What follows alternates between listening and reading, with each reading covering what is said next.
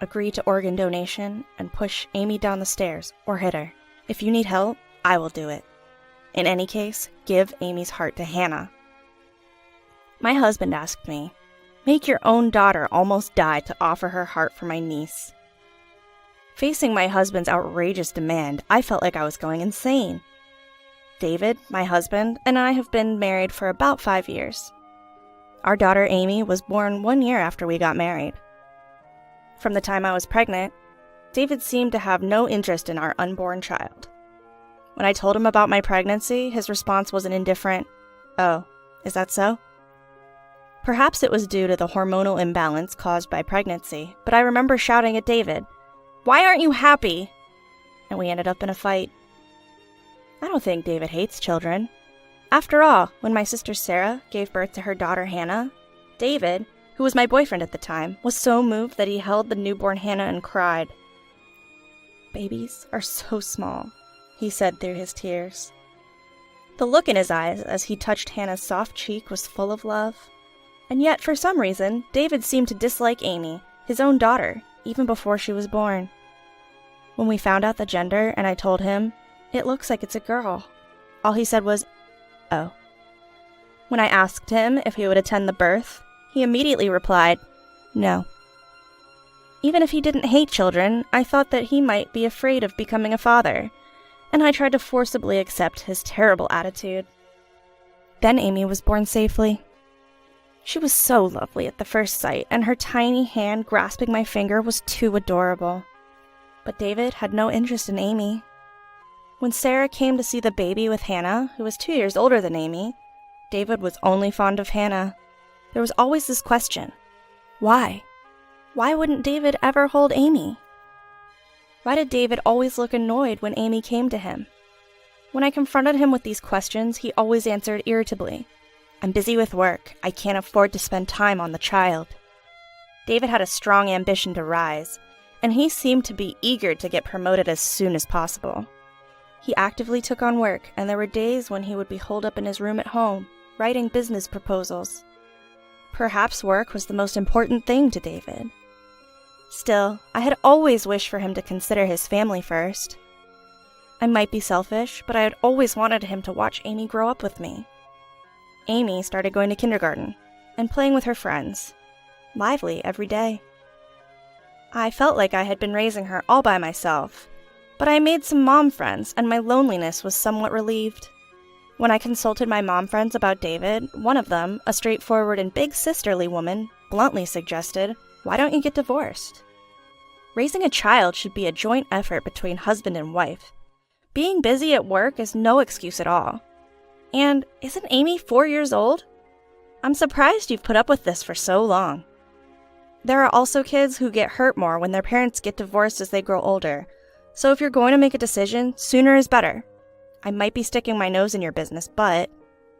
What she said was very reasonable, and I had been considering divorce myself. But I couldn't make up my mind, constantly worrying about whether I could raise Amy on my own, or whether it was okay to arbitrarily take away Amy's father from her, even though he was such a bad father. So her words were not unwelcome at all, but rather a relief, giving me a strong push in the back. I decided to discuss divorce with David. The night I made the decision, after Amy fell asleep, David came to me and asked me to give Amy's heart to our niece Hannah. David had researched organ donation, and it seemed possible for a child to receive a transplant with parental consent. I had only just found out from David, not Hannah's mother Sarah, that Hannah was suffering from a severe heart condition and could not live much longer. "We need to get Amy's heart to Hannah as soon as possible," David said, agitated. "I need a moment," I protested, my voice sounding more like a scream. "What's going on? I feel sorry for Hannah, but why does David know about this?" "Because Hannah is my child!" I was so shocked, I couldn't speak. I felt sick. Despite David being right in front of me, leaning on the dining table and holding his head, I couldn't feel him close. "What do you mean?" I managed to ask, my voice shaking. David, unable to hide his irritation, started explaining his desperate situation. It seemed like David had a crush on Sarah, who was a year younger than me, for a long time. He had once proposed to her, but Sarah chose Kyle, the man she is now married to. Sarah had a reputation for being flirtatious, but it seems she had restrained herself since meeting Kyle. However, she had apparently been secretly meeting with David quite often. David said Sarah chose Kyle, not him, because Kyle was a civil servant. David earned less than the average salaried worker. His salary would hardly increase unless he got promoted. David's strong ambition was to get promoted quickly and take Sarah away from Kyle. Sarah is raising Hannah as Kyle's child, but she promised that if I got promoted and started earning more, she will definitely leave Kyle and come live with me and Hannah. Then why did you marry me? By marrying you, I can stay close to Sarah and naturally have more opportunities to see Hannah. You married me for such a reason? I love David, but he never really saw me. The fact made me miserable and frustrated. To my despair, David added fuel to the fire. Amy isn't my child, is she? Amy doesn't look like me at all. She must be the child of some unknown man. Hannah's life is far more important than Amy's. Amy's heart should be given to Hannah. I felt as if something inside me had snapped. I'm not sure whether it was my love for David or my patience that snapped. Anyway, the man in front of me looked like some horrible monster. I swear I haven't cheated. Don't lump me together with people like you. Amy is definitely our child, but you're right. Amy doesn't resemble you. She is not a ruthless, unreasonable person like you. She's very kind. David glared at me angrily, but I was no longer afraid. As a mother, I am determined to protect Amy at all costs. I thought it would be dangerous to stay in this house with Amy, so I decided to leave immediately.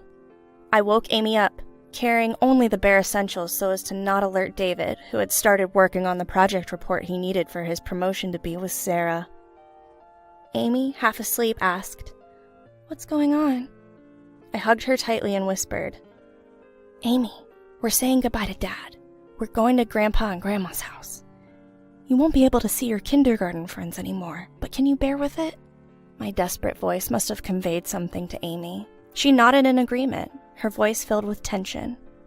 Holding Amy, I quietly left the house and ran towards the station.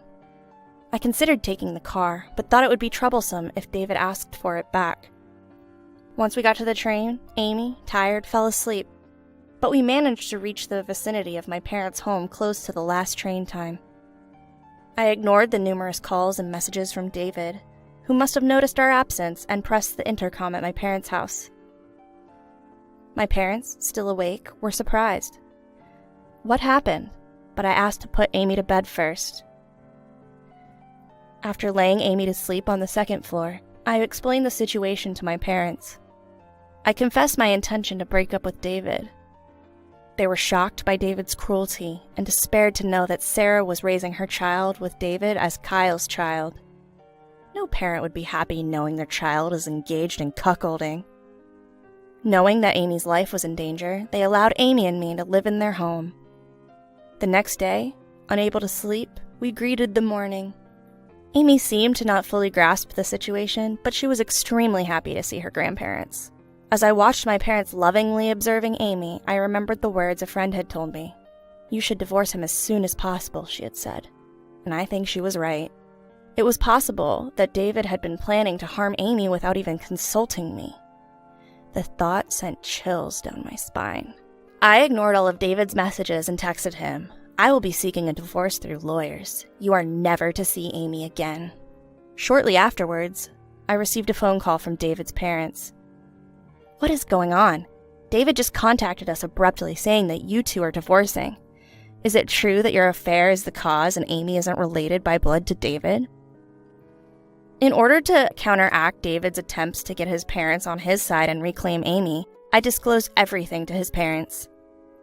Their disbelief was evident, so I invited them to my parents' house that day since my parents had said they would invite Sarah and Kyle over that evening to discuss things. David's parents lived relatively nearby. They agreed to come over. That evening, while my mother took care of Amy, I was in the living room with Sarah, Kyle, my father, and David's parents. It seemed that Hannah was still hospitalized. Sarah looked uncomfortable, while Kyle wore an angry expression. I had previously told Kyle over the phone about the events that had occurred the previous day and what David had said. He was probably unable to hide his anger towards Sarah. So Hannah really isn't my daughter, is she? It's true that David was planning to take Amy's heart to save Hannah, isn't it? Sarah, who had been biting her lip, burst into tears under Kyle's questioning. Yes, but Sarah's ugliness as she yelled was beyond description. Although there were my father and I, Sarah started talking like a tragic heroine. I wanted to help Hannah. That's why I asked David for Amy's heart. As a mother, it's natural, isn't it? How can you not understand the feeling of wanting to protect your own child? Is it because Kyle and Hannah aren't connected by blood you can't understand? Despite exposing her own infidelity, Sarah was crying like a victim, and Kyle sighed deeply.